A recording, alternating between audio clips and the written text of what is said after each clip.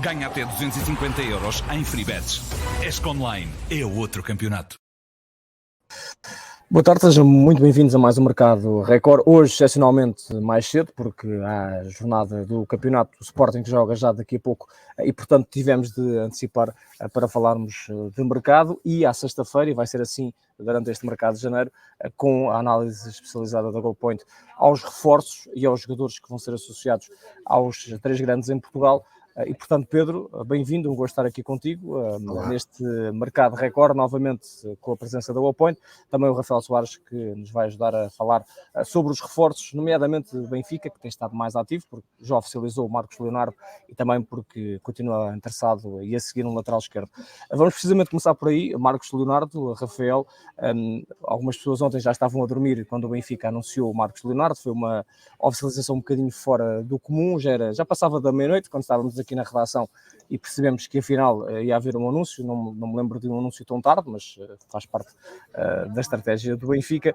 E portanto, hoje, ao longo do dia, obviamente que as pessoas já sabem mais sobre Marcos Leonardo, já viram também no mercado amanhã, mas nós também temos dados extra. O Benfica já o siga há algum tempo, certo?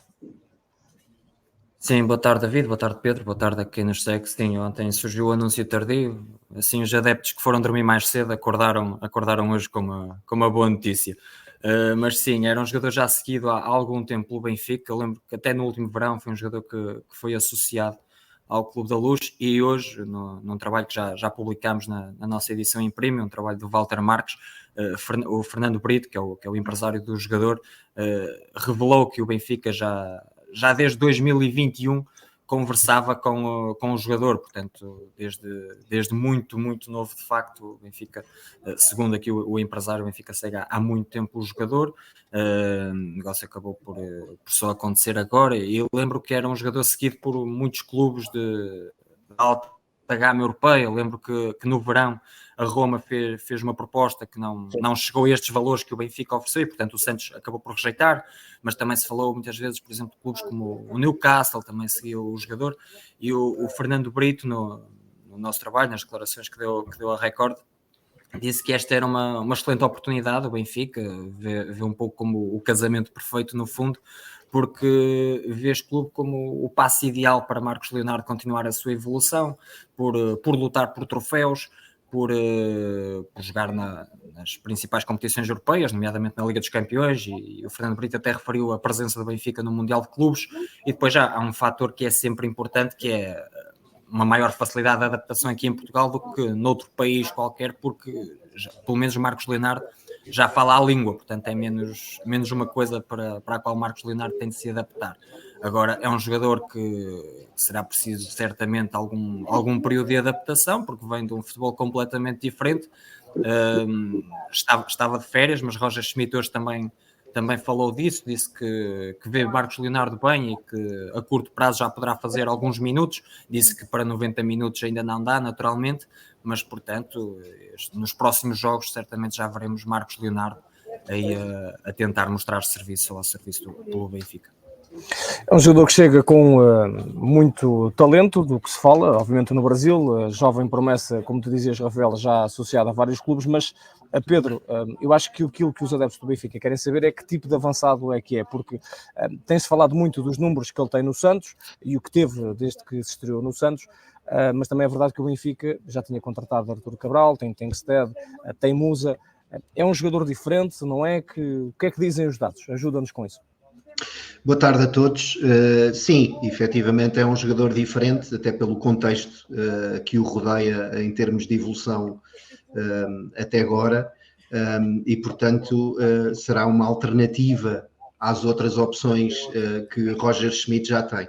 Nós seguimos este jogador com natural atenção, não só porque tentamos, como nerds da estatística do futebol, seguir tudo o que mexe, mas também porque, como trabalhamos com 2 clubes da Série A do Brasileirão, prestamos ainda maior atenção ao que se vai passando por lá através dos nossos radares, digamos assim. E, portanto, temos toda a informação do desempenho do Marcos Leonardo. Trouxemos, inclusive, para partilhar convosco esses dados, e começamos talvez aqui pelo StatsCard, radiografia muito resumida do que ele fez este ano no Brasileirão. E vou já explicar essas cores que vocês podem ver aí. Estamos a falar de um jogador que, apesar de muito jovem e num contexto difícil como foi a época do Santos, terminou com 13 golos marcados, foi o 5º melhor marcador do Brasileirão. É verdade que 4 desses golos foram obtidos de grande penalidade, mas também é verdade que não falhou nenhum, o que é importante, obviamente, também para o CV do Marcos Leonardo, sobretudo no contexto que viveu. Foi um jogador que acabou de ter, eu destacaria aí como principal indicador esse envolvimento que ele teve na criação de situações de remate de bola corrida de 40%, ou seja, quando ele esteve em campo nos jogos em que jogou, e ele não foi utilizado de facto em todos, 40% dos remates que o Santos conseguiu fazer nasceram ou foram efetuados pelo Marcos Leonardo, o que é um indicador muito positivo. Até porque a frequência de remate dele não é particularmente elevada, o que também é natural para uma equipa que não lutou por objetivos maiores da permanência este ano. Mas destaca-se também, tu falavas em talento, e o talento depois acaba por muitas vezes ter desdobramento com os números, e aí o número de faltas conquistadas pelo jogador normalmente anda associado exatamente ao talento, sobretudo no duelo individual. Muitas vezes este tipo de jogador só é travado em falta, e ele tem um indicador bastante positivo neste capítulo. Como alerta negativo mais significativo, até tendo em conta aquilo que o universo benfiquista discutiu muito após a saída do Gonçalo Ramos, o facto de, ainda hoje vi isso falado na televisão, o facto do Benfica já não ter tanta eficácia quando tenta pressionar alto, não recuperar tantas bolas altas, o papel que Gonçalo Ramos teria nesse capítulo, eu diria que não é nessa área que, pelo menos até agora, o Marcos Leonardo vai ser mais útil. Porque a razão pela qual eu destaquei aí a vermelho esse contributo defensivo no meio campo adversário é porque este valor é excepcionalmente baixo, e vamos perceber o quão baixo é quando o compararmos com os outros avançados do Benfica já a seguir, que foi a outra análise que nós preparámos aqui, e em que se percebe, se calhar temos que tirar aí o título para se conseguir ver tudo. Mas aí percebemos, comparado com Musa e Artur Cabral, que o contributo defensivo do Marcos Leonardo é muito abaixo daquilo que certamente irá acontecer no Benfica, até porque estamos a falar de um jogador muito jovem, um jogador com margem de progressão e de evolução, e certamente essa evolução passará por adaptar-se à forma de jogar do Benfica, às necessidades do Benfica e do futebol que é jogado cá em Portugal. E, portanto, esse é claramente um capítulo onde ele terá que evoluir, ao contrário do que também vi ser dito na televisão, em que compararam o contributo de Marcos Leonardo sem bola ao de Gonçalo Ramos. Eu não encontro indicadores que comprovem isso, bem pelo contrário, naquilo que ele fez no contexto do Brasileirão. Depois, eu acho que o que acaba aqui por ressaltar mais à vista é, obviamente, os números do Musa em comparação com o Marcos Leonardo, e importa falar de Musa porque pode ser um jogador que poderá estar de saída do Benfica, e cujo papel foi muito discutido, sobretudo nesta primeira fase da época, e o Musa é daquele tipo de jogadores que tem números acima do crédito que lhes atribuem, também no capítulo de apoio defensivo, aliás, muito elevados no capítulo de apoio defensivo, apesar de que, quando olhamos para ele, vermos um pinheiro da área, digamos assim, ele mostra-se muito útil, e até muito útil na criação, e portanto esse é o facto que, quando começámos a fazer esta comparação, mais saltou à vista, foi como Musa se ia destacando em vários capítulos quando comparado com os outros dois avançados, o Artur Cabral, nos minutos que jogou, e o Marcos Leonardo. Também outro indicador em que isso é bastante visível é nos duelos individuais disputados, não só na frequência, que vemos aí 7 para o Musa, 5 para o André Cabral e 4 para o Marcos Leonardo, isto por jogo, média por 90 minutos, não só na frequência como no sucesso, na quantidade de duelos ganhos. O Musa ganha metade, portanto ganha outros 7. Ou melhor, ganha 7 de 14 que disputa por jogo, enquanto o Artur Cabral e o Marcos Leonardo ficam com percentagens um bocadinho mais abaixo. O que chama... Diz, Rafael. Desculpa, Pedro. Não, o que chama... o Pedro tocou num ponto importante, porque isso fala-se praticamente desde o dia 1 em que Gonçalo Ramos foi para o PSG, que era como é que o Benfica iria pressionar ou como se iria moldar sem Gonçalo Ramos, e de facto os jogadores, os 3 avançados no fundo que substituíram Gonçalo Ramos, porque Roger Schmidt ainda não encontrou o titular ideal, havia essa questão da forma como os jogadores iriam pressionar, e nesse sentido, na pressão alta, o Tengsted sempre pareceu um bocadinho mais trabalhador nesse sentido, tanto sem bola como até com bola, porque era um jogador que se movimentava mais. O Musa e Artur Cabral eram jogadores mais vistos como jogadores de área, mais finalizadores, diria assim. E o Marcos Leonardo, tal como o Pedro indicou, também me parece que pode ficar longe daquilo que Gonçalo Ramos oferecia sem bola, na capacidade de pressão. Vamos ver, eu não vi muitos jogos do Marcos Leonardo.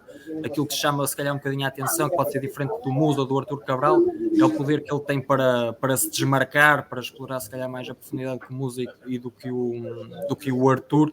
É um jogador com remate forte e tem essas ações com bola também. Portanto, acho que essa é a maior curiosidade, é ver de que forma é que o Marcos Leonardo pode fugir aos perfis dos jogadores que o Benfica tem nesta altura, porque de facto ainda ninguém fez esquecer Gonçalo Ramos, e o Marcos também me parece bastante diferente do Gonçalo. Eu destacaria só um aspecto que acho que importa esclarecer, para não parecer que estamos aqui, entre aspas, a queimar o Marcos Leonardo, mas importa até do ponto de vista pedagógico explicar isto, que é, por um lado, isto são retratos dos jogadores numa época específica, num contexto muito específico, e muitas vezes isso não decorre apenas da vontade do jogador em disputar os lances ou de jogar de uma desta forma, mas também daquilo que lhe é pedido a nível coletivo pelo treinador, o papel que lhe é reservado. Portanto, muitas vezes os jogadores que não têm ações defensivas, por exemplo, avançados, para falar de um caso concreto, em número muito elevado, também passa muito pelo facto de o treinador lhes pedir que não se foquem nesse aspecto e se foquem se calhar mais na procura dos espaços que o Rafael estava a referir. É um facto que o Marcos Leonardo, apesar de ser um jogador de estatura relativamente baixa, é um avançado de área. Foi dentro da área que marcou todos os golos, obviamente naturalmente os de penalti, mas também os de bola corrida e na sequência de outros lances. O Gonçalo Ramos também era assim, não era? Exatamente. Portanto, não marcava muito dentro da área, sim. E esse é um indicador que prova que ele, embora eles tenham, não está aqui referido, mas eles tenham distâncias médias de remate relativamente semelhantes, o que é natural também em avançados centro. O Marcos Leonardo é um jogador que procura muito essas bolas dentro da área para depois tentar a concretização.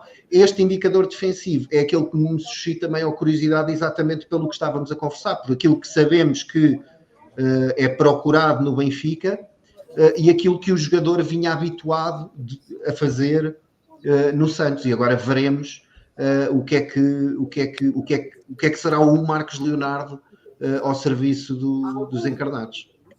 Só acrescentar aqui um dado, David, porque nós esta semana falámos com muitos ex-treinadores do Santos, um deles foi o Josualdo Ferreira, e eu penso que foi ele à conversa comigo que falou das movimentações de Marcos Leonardo dentro da área. Portanto, é um jogador que se movimenta bem dentro da área, que sabe tem aquele instinto de saber onde é que pode cair a bola. Portanto, corrobora um pouco aqui o que o Pedro também estava a dizer, da importância que Marcos Leonardo pode ter dentro ele teve, salvo erro, ele teve 6 golos já dentro da pequena área, o que é um indicador que casa certo com o que tu estás a dizer, porque normalmente são, para encontrar espaços nesse local, é preciso ser bom na movimentação. E tendo em conta que o Benfica naturalmente irá jogar muitos jogos em organização ofensiva e sobre adversários muito recuados, ter um jogador que seja capaz de encontrar esses espaços, às vezes uma agulha num palheiro, será importante. Agora veremos a capacidade dele demonstrar cá, claro. Como também acontecia muito com o Gonçalo Ramos, quando havia muitos cruzamentos do lado esquerdo, porque havia Grimaldo e agora não há, e muitas finalizações de Gonçalo Ramos também ao primeiro poste, já ali na pequena área. Portanto, veremos se Marcos Leonardo tem coisas que se aproximam ou não de Gonçalo Ramos. Já vimos aquilo que o afasta e o aproxima também de Musa e de Artur Cabral. Hoje, e também porque é a primeira vez que a Goalpoint volta a estar connosco desde que reabriu o mercado, achámos uma boa ideia, Pedro, de um barómetro dos reforços dos 3 grandes, obviamente contando que a janela de verão, porque a janela de inverno agora está a aquecer, e portanto, eu diria para começarmos com o Benfica, porque acabámos de falar de Artur Cabral, é um dos reforços do Benfica para esta temporada, e tu vais mostrar-nos com recurso aos dados quem é que está a ser uma boa contratação, digamos assim, quem é que não está a corresponder tanto às expectativas e porquê, sendo que eu já vi o slide que tu vais meter agora e, portanto, o Artur Cabral tem um símbolo de quem não está muito positivo e, portanto, tu vais explicar o porquê dessa conclusão. Claro, isto é sempre um exercício difícil porque nós não gostamos muito de dar opiniões, gostamos de medir as coisas e de vos apresentar os factos, mas obviamente não poderíamos trazer apenas factos inconclusivos. Também não quisemos ser muito maçudos, daí termos apenas um slide por clube para não provocar uma debandada geral de quem nos esteja a ver. Aqui explicar um pouco o contexto destes thumbs up e thumbs down a imperador romano em cada um dos jogadores. Tem muito a ver com o contexto da contratação. Portanto, não tem necessariamente a existir com o rating que vocês aí encontram. Nós colocámos o rating que os jogadores têm neste momento, mas muito com o aproveitamento que o jogador teve face também às necessidades da equipa e também ao investimento que o clube tenha feito neles. Nós começámos aqui com o Coxo, que foi o maior investimento. Muitas vezes eu vejo ser referido como uma contratação que ainda não confirmou completamente o estatuto. Eu penso que isso tem a ver com a quantidade, com o grau de investimento que o Benfica fez e também no facto do Benfica ter tido o Enzo Fernandes, que colocou a fasquia muito alta, mas a verdade é que este jogador tem um aproveitamento muito positivo e interessante na Liga. Isto é tudo baseado apenas em dados Liga, para não estarmos a misturar Champions com Ligas Europas e outras competições a eliminar. Portanto, já tem 3 ações para golo, o que é um registro interessante, como iremos a ver mais à frente, até por comparação com outros médios de outros clubes contratados este ano, e mostra indicadores muito positivos, tanto nas ações defensivas que soma, como na qualidade de passe e, sobretudo, no passe progressivo. O tal passe que eu já descrevi aqui várias vezes, que permite à equipa reduzir em 25% ou mais a distância para a baliza contrária. Portanto, é verdade que já teve períodos de ausência por lesão, é verdade que já teve alguns jogos menos conseguidos também, mas eu diria que o aproveitamento até agora é promissor e ainda no capítulo dos destaques positivos, obviamente o Trubin, penso que não surpreende ninguém.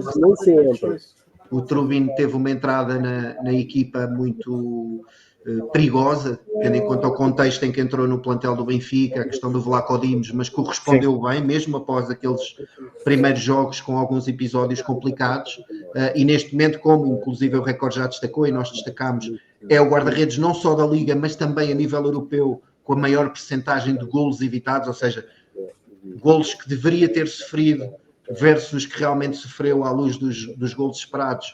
O Trubin tem um aproveitamento muito positivo e este 21% para uma equipa que luta pelos títulos é muito bom, porque estes 21% têm muito mais impacto nas contas de um clube como o Benfica do que teriam, por exemplo, sem desprimir para os clubes que referiram a os Chaves, porque a quantidade de golos é completamente diferente. Não é? O Ángel Di Maria também tem um aproveitamento positivo. Quero só dizer que esse 0, entre aspas, não é uma qualificação do jogador, estamos a falar do custo, e são os custos que os jogadores tiveram. Ele teve um custo 0, digamos assim, entre aspas. Jogou 68% dos minutos que poderia ter jogado na Liga, já leva 6 ações para golo, e depois tem este indicador muito interessante, que é 37% de envolvimento na criação de remates de bola corrida. Portanto, todos os remates que o Benfica faz de bola corrida ou são feitos pelo Di Maria, 37%, ou surgem de passos do Di Maria. E isso é muito interessante para um jogador que já não está na flor da juventude, digamos assim, não é? E que muitas vezes até tem que ser gerido, mesmo que ele não goste, mas que está a ter um impacto muito positivo. Obviamente, no lado negativo das opções de mercado deste ano, o Artur Cabral obviamente não correspondeu até agora, apesar de, se calhar, as pessoas pensarem que ele fez menos minutos do que aqueles que realmente fez. Ele fez 35% dos minutos que podia ter feito, já tem um golo, 0 assistências, mas é de facto um desempenho até para um jogador que custou até mais do que o Marcos Leonardo. A questão do preço, outra vez, não é? Claro.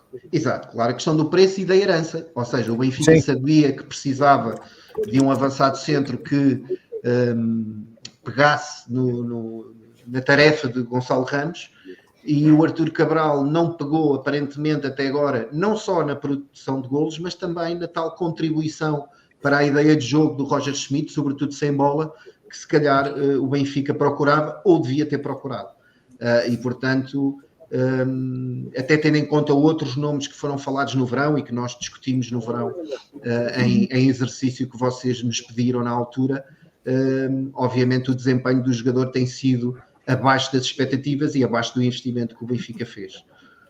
O Jurasek é um caso curioso porque, obviamente, curiosamente, ele tem até alguns indicadores interessantes, sobretudo na eficácia com que desarma os adversários, mas a questão é que o David Jurasek não só foi um investimento muito avultado para a posição, como tinha que fazer esquecer Grimaldo, e isso era uma missão muito complicada. E, portanto, eu penso que o jogador também está a pagar um pouco a fatura. Ele jogou poucos minutos para o estatuto com que chegou.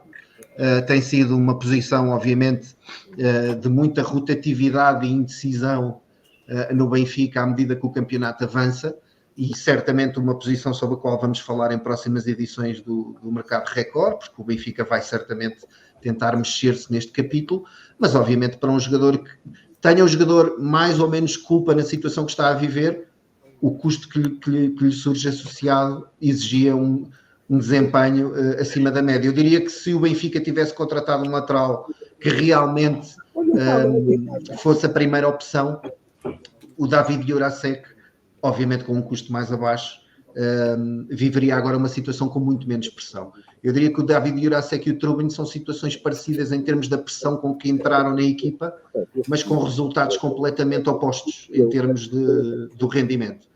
Por fim, o Juan Bernat quase nem poderia estar aqui neste... Pedro, uma questão, já agora, acho que muita gente se calhar está a pensar isso, porquê é que não tem ali o rating, o Bernat? Porque não jogou sequer minutos suficientes para ter um rating agregado. Aliás, aquele 25% está errado, obviamente 80 minutos não é 25% do tempo de liga, aquilo é um typo.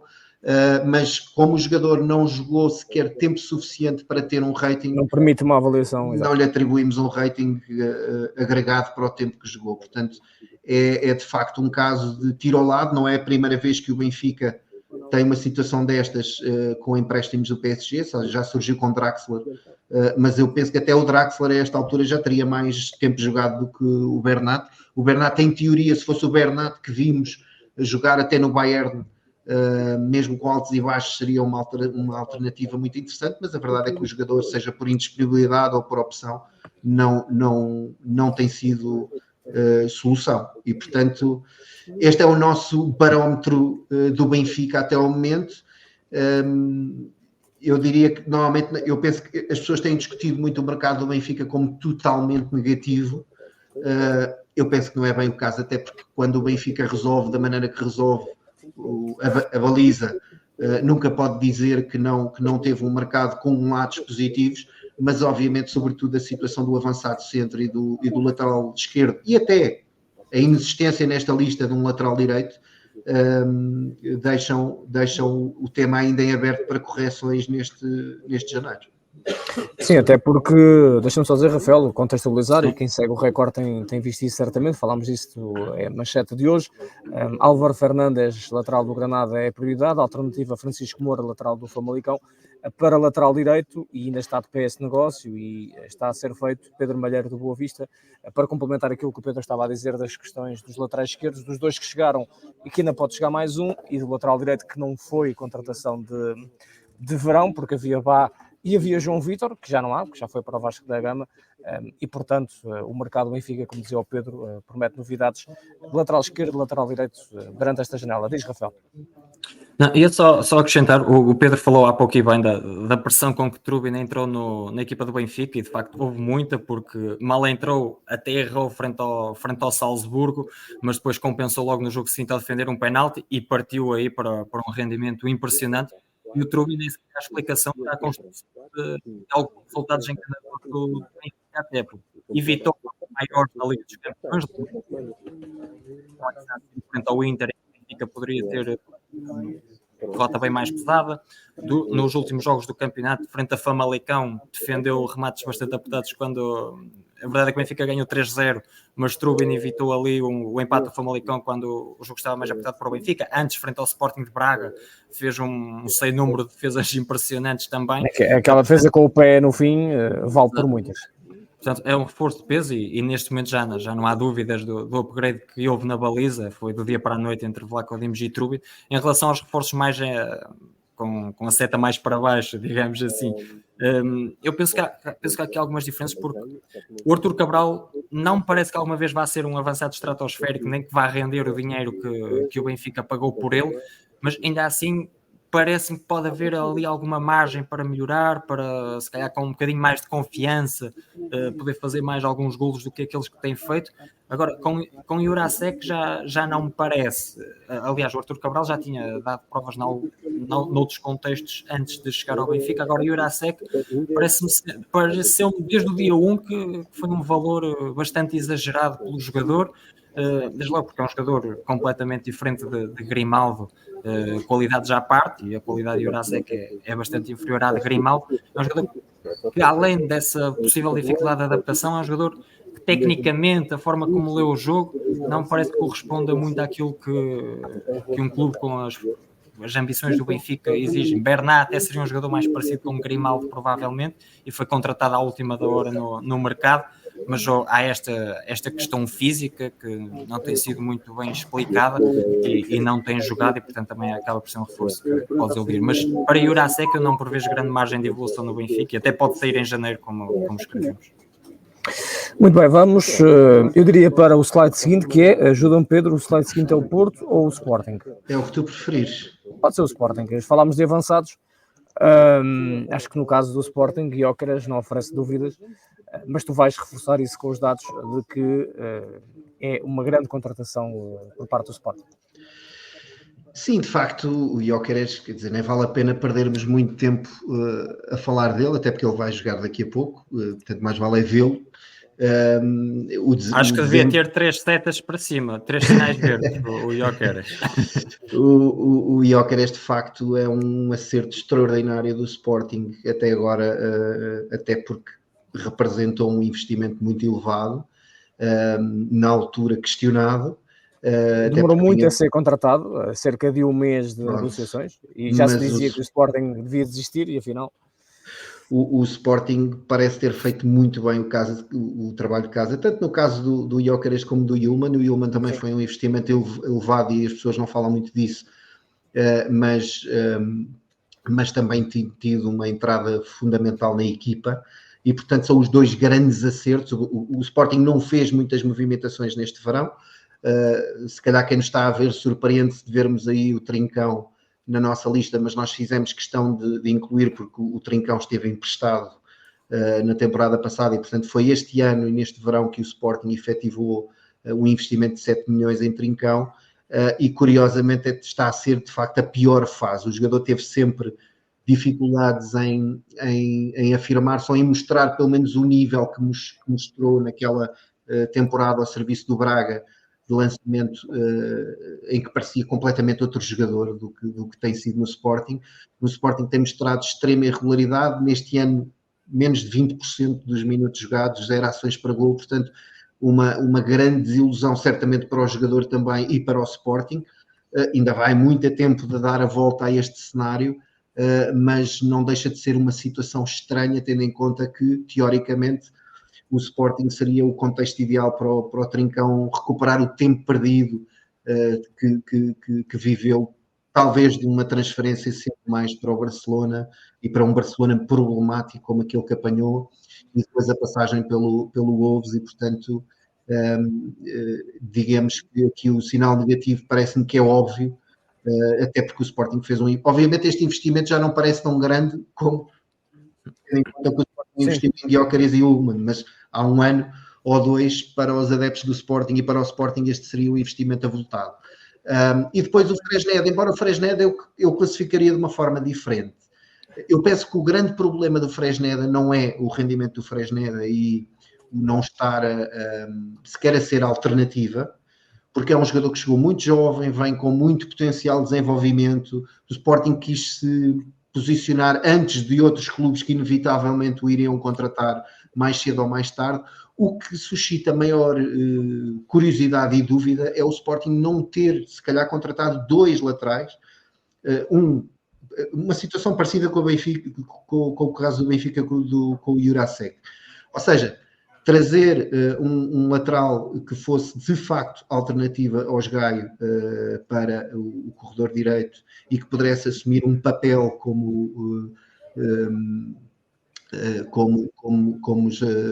de figura principal, digamos assim, permitindo ao Fresneda fazer a sua evolução, ir sendo lançado e não suceder o que sucedeu em alguns jogos, nomeadamente na Champions League, frente à Atalanta e outros, em que o jogador claramente lhe correu mal as oportunidades que o Sporting lhe deu. É preciso lembrar que o Fresneda, além de chegar muito jovem, tinha a experiência do ano passado no Valladolid, mas que foi uma experiência a jogar sobretudo preocupado só com funções defensivas, num sistema completamente diferente daquele que o Sporting joga, sem muita margem ou sequer instruções para atacar. Foi um lateral que se destacou sobretudo na vertente defensiva. No Sporting parece-me que ele não só tem que evoluir muito e aprender muito para jogar de uma forma muito mais ofensiva, como aprender a adaptar as qualidades defensivas que tem a um sistema completamente diferente e que é muito mais complicado para os laterais. E, portanto... E aqui também é a herança, Pedro, ou não? A herança, não de Belharino, porque foi mas Pedro Porro, parecendo que não. Exatamente. Já saiu há um ano, mas quer dizer, o legado que deixou no Sporting como lateral direito, como ala direito neste caso, de facto, coloca a fasquia num ponto em que se calhar algumas pessoas acharam que Fresneda, não por ser também espanhol, obviamente, mas queria chegar e ser o Porro 2.0, sem estar a comparar. Se calhar o próprio Sporting tinha essa expectativa, mas eu penso que... A longo prazo, talvez, sim. Que se a tinha era precipitada e rapidamente Ruben Amorim percebeu que não seria esse o caminho, porque não apostou no jogador bem cedo, ou seja, não foi um daqueles reforços que chegou, teve logo hipótese e rapidamente passou a um segundo plano. O Ruben Amorim defendeu e preservou e certamente percebeu que o jogador ainda tinha muitas aulas em Alcochete, muitos módulos a tirar antes de conseguir corresponder. A dúvida que fica, e veremos se o Sporting vai tentar comatar essa lacuna agora neste mercado, é exatamente aquilo que eu referi, foi o Sporting não ter procurado uma solução que permitisse comatar o papel de Porro, ou pelo menos competir com o Gaio por uma titularidade, o que não é o caso do Fresneda, e depois surge um bocadinho este peso e esta pressão sobre um jogador muito jovem e que provavelmente até exige algum trabalho psicológico neste momento junto do jogador. Não é? E que se lesionou em novembro e só volta em fevereiro, que creio eu que é o prazo previsto para a recuperação, e portanto também, obviamente que já estava a ser difícil a afirmação, a adaptação, e depois essa lesão, obviamente, que veio parar tudo e complicar as coisas para o Fresneda. Rafael, não sei se queres acrescentar alguma coisa sobre o Sporting. Há uma questão com o Trincão que o Pedro tocou há pouco, e de facto era visto como o passe ideal para o jogador. E importa lembrar que Francisco Trincão já tinha trabalhado com o Ruben Amorim no Sporting de Braga. Sim. E portanto esse foi mais um argumento até para dar força a essa ideia de que seria o passe ideal. E Trincão, se olharmos para trás, até chegava com um estatuto acima de Marcos Edwards, provavelmente.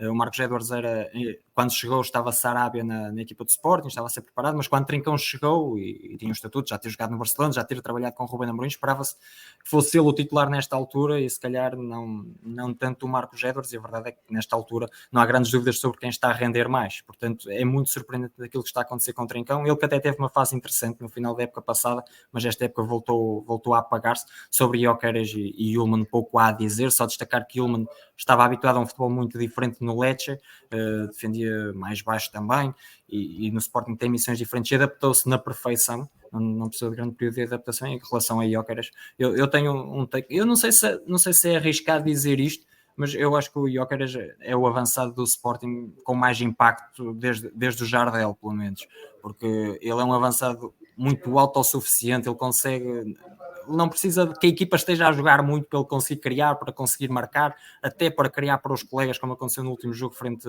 ao Portimonense, perto do fim, criou uma ocasião completamente sozinho para Paulinho. Portanto, Gyökeres é um avançado super influente, para mim está a ser o melhor jogador do campeonato. Vamos até ao Porto, e esta análise, este barómetro, acaba por calhar na perfeição, tendo em conta aquilo que foi a conferência de imprensa de ontem de Sérgio Conceição. Não vamos, obviamente, com as folhas fazer contas, não é isso que estamos aqui a falar disso, mas em relação às compras e vendas, mas sim a questão dos reforços, o que é que estão a render ou não estão a render. No caso do Porto, no caso de um dos reforços, até já é uma venda, uma saída, neste caso por empréstimo, que é Fran Navarro, que chegou e já foi para o Olympiacos. Pedro, vamos a isso? Falta o Porto. Vamos, o caso do Porto é aquele que eu tenho mais dificuldade em compreender. Obviamente nós não temos a informação do que se passa no Porto e das razões das tomadas de certas opções, porque mistura várias dúvidas. Primeiro, as dúvidas sobre o porquê de certas contratações, nomeadamente do Fran Navarro, faz-me alguma confusão. A única conclusão que eu consigo chegar foi que provavelmente a saída de Mkhitaryan ou de Tony Martínez era assumida pela SAD e acabou por não acontecer, porque o Porto depois avançou para a temporada com uma equipa provavelmente com mais pontas de lança do campeonato português. Até porque o Taremi esteve a negociar com o Milan e esteve bem encaminhado na altura até. E portanto, levanta-me essa dúvida. Não me levanta tanta dúvida da escolha do jogador, embora nós... se te recordares, os nossos indicadores eram muito perigosos para nós em relação ao Fran Navarro. Identificávamos várias lacunas que podem ou não estar na base da pouca utilização. Eu penso que não, penso que Sérgio Conceição basicamente quis apostar nos homens com os quais já tinha contado e tido provas no passado.